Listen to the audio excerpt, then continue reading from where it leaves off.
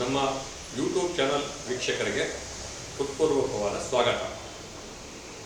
ಇವತ್ತು ನಾನು ಈ ಎಪಿಸೋಡ್ನಲ್ಲಿ ನಾಲೆಡ್ಜ್ ಬ್ಯಾಂಕ್ ಅಟ್ 2047 ಹಂಗಂದ್ರೆ ಏನು, ಯಾವಾಗ ಅದನ್ನ ನಾವು ಯೋಚನೆ ಮಾಡಬೇಕು ಅಂತ ಹೇಳ್ಬಿಟ್ಟು ಅದ್ರ ಬಗ್ಗೆ ನಾನು ಮಾತಾಡ್ತೀನಿ. ಈಗ ನಾಲೆಡ್ಜ್ ಬ್ಯಾಂಕ್ ಅಂತಂದರೆ ಯಾವ ವಿಚಾರದೊಳಗಾಗಿ ಏನೇನು ಜ್ಞಾನ ಇದೆ, ಯಾರ್ಯಾರು ಪರಿಣಿತರಿದ್ದಾರೆ, ಒಂದು ಹಳ್ಳಿಯಿಂದ ಹಿಡ್ಕೊಂಡು ಡೆಲ್ಲಿವರೆಗೂ ವಿಶ್ವಸಂಸ್ಥೆವರೆಗೂ ಆ ನಾಲೆಡ್ಜ್ ಯಾವ ವಿಚಾರದಲ್ಲಿ ಯಾವ ಯೋಜನೆಯಲ್ಲಿ ಪರಿಣಿತರಿದ್ರು ಆ ಪರಿಣಿತರನ್ನ ನಾಲೆಡ್ಜ್ ತಗೋಬೇಕು, ಅವ್ರನ್ನ ಕರೆದು ಅವ್ರ ಜೊತೆ ಚರ್ಚೆ ಮಾಡಬೇಕು, ಅವ್ರ ಐಡಿಯಾಸ್ ತಗೋಬೇಕು ಅಂದರೆ ನಾಲೆಡ್ಜ್ ಬ್ಯಾಂಕ್ 2047.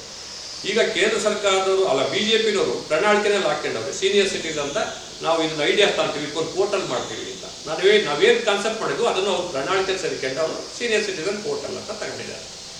ಈಗ ನಮ್ಮಲ್ಲಿ ಲೈಬ್ರರಿಗಳು ಸಾಕಷ್ಟು ಲೈಬ್ರರಿಗಳಿದೆ.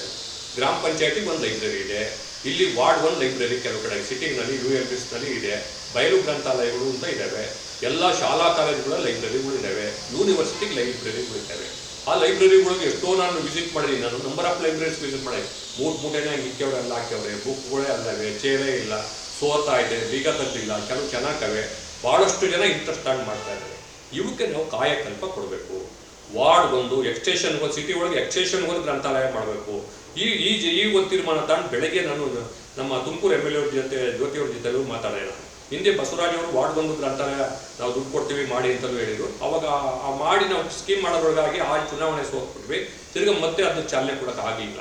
ಈಗ ನಾನು ಸ್ಮಾರ್ಟ್ ಸಿಟಿಯವ್ರಿಗೂ ಅಡ್ವೈಸ್ ಮಾಡಿದ್ದೇನೆ, ಫಸ್ಟ್ ಇದು ಮಾಡಿ, ದೊಡ್ಡ ದೊಡ್ಡ ಬಿಲ್ಡಿಂಗ್ ಮಾಡ್ತಕ್ಕಂಥದ್ದೇ ಯೋಜನೆಗಳಲ್ಲ, ಈ ಥರದವು ಮಾಡಿ ಅಲ್ಲಲ್ಲಿ ಏನು ಇಟ್ಬೇಕು ಅಲ್ಲೇ ಕಾಂಪಿಟೇಟಿವ್ ಎಕ್ಸಾಮ್ಗೆ ಏನೋ ಈ ಡಿಸ್ಟಿಕ್ ಲೈಬ್ರರಿ ಮಾಡಿದ್ದೀವಿ, ಅದು ಬ್ಯೂಟಿಫುಲ್, ಪ್ರಪಂಚಕ್ಕೆ ಒಂದಾಗ ಅಂತಕ್ಕಂಥ ಫಸ್ಟ್ ಅನ್ನೋ ಥರ ನಾವು ಮಾಡೋ ಥರ ಇದ್ದಿದೆ. ಅಲ್ಲಿ ಲಿಂಕ್ಗಳನ್ನ ಡಿಜಿಟಲ್ ಲೈಬ್ರರಿ ಮಾಡಿದ್ದೀವಿ.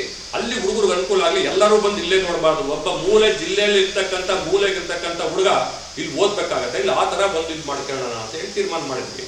ಈಗ ಅದಕ್ಕೀಗ ಇಲ್ಲಿ ಎಕ್ಸ್ಟೆನ್ಷನ್ ಒಂದು ಲೈಬ್ರರಿ ಮಾಡಬೇಕು. ಇದು ತುಮಕೂರು ಜಿಲ್ಲೆಯಲ್ಲೇ ಪೈಲಟ್ ಪ್ರಾಜೆಕ್ಟ್. ಫಸ್ಟ್ ಜಾಗ ಹುಡುಕ್ಬಿಡಿ, ಬಿಲ್ಡಿಂಗ್ ಕಟ್ಬಿಡ್ಬೇಕು, ಓಪನ್ ಮಾಡಬೇಕು ಅಂತಲ್ಲ, ಜಾಗ ಐಡೆಂಟಿಫೈ ಮಾಡಿ ಅಲ್ಲೊಂದು ಬೋರ್ಡ್ ಹಾಕ್ಬಿಡಿ, ಇದು ಗ್ರಂಥಾಲಯಕ್ಕೆ, ಇದು ನಾಲೆಡ್ಜ್ ಬ್ಯಾಂಕಿಗೆ, ಇದು ಬಯಲ ಗ್ರಂಥಾಲಯಕ್ಕೆ ಅಂತ. ಇಡೀ ಎಂಟೈರ್ ಜಿಲ್ಲೆ ಪ್ರಕಾರನೇ ಮಾಡಬೇಕು. ಆ ಥರ ಸ್ಟಾರ್ಟ್ ಮಾಡಿ.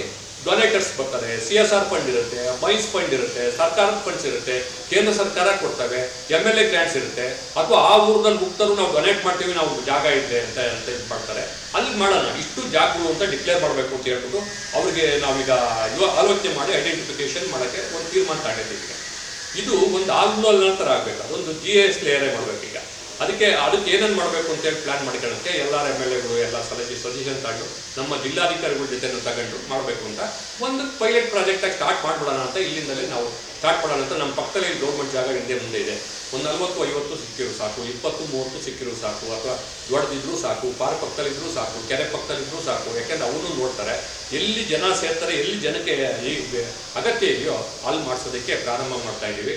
ಯಾರು ಈ ಬಗ್ಗೆ ಆಸಕ್ತಿ ಇದೆ, ಗ್ರಂಥಾಲಯಗಳು ಮಾಡಬೇಕು, ನಮ್ಮೂರಾಗ ಒಂದು ಲೈಬ್ರರಿ ಇರಬೇಕು, ನಮ್ಮ ಎಕ್ಸ್ಟೆನ್ಷನಲ್ಲಿ ಇರಬೇಕು, ಇಂಥ ಜಾಗ ಐತೆ, ಬಿಲ್ಡಿಂಗ್ ಐತೆ ಅಂತಕ್ಕಂಥದ್ದನ್ನು ತಾವೆಲ್ಲರೂ ನನಗೆ ಮಾಹಿತಿ ಕೊಡಿ.